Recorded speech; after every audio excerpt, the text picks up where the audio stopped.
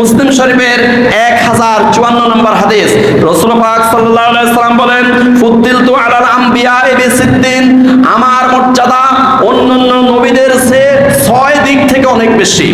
6টা কারণে অন্যান্য নবীদের চেয়ে আমার মর্যাদা অনেক অনেক অনেক বেশি। এক, উতিতু জাওয়ামিউল কালিমে, আমার কথা কম ব্যাখ্যা বেশি। আমি কথা কম বলবো কিন্তু এটার ব্যাখ্যা অনেক বেশি। কিয়ামত পর্যন্ত মুহাদ্দিস সাহেবরা আমার এই কথাগুলোকে, আমার হাদিসগুলোকে ব্যাখ্যা করতে করতে কিয়ামত হয়ে যাবে। আমার এই কথাগুলো, আমার এই হাদিসগুলো ব্যাখ্যা করে শেষ করা যাবে না। উতিতু জাওয়ামিউল কালিমে, আমার কথা কম কিন্তু ব্যাখ্যা বেশি। ওয়া নুসিরতু বিররুবি, আমাকে আল্লাহ পাক একটা প্রভাব দান করেছে।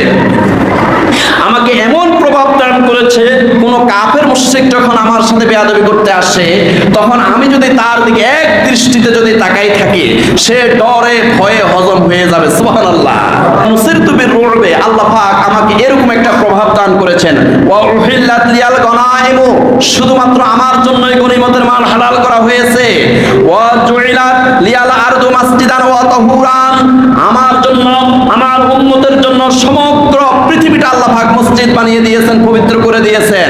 ওয়া উরসিলতু ইলাল খালকি কাফা, আল্লাহ সুবহানাহু ওয়া তাআলা আদম আলাইহিস সালাম থেকে ঈসা আলাইহিস সালাম পর্যন্ত ওনাদেরকে একটা গোত্রের জন্য, বংশের জন্য পাঠিয়েছেন।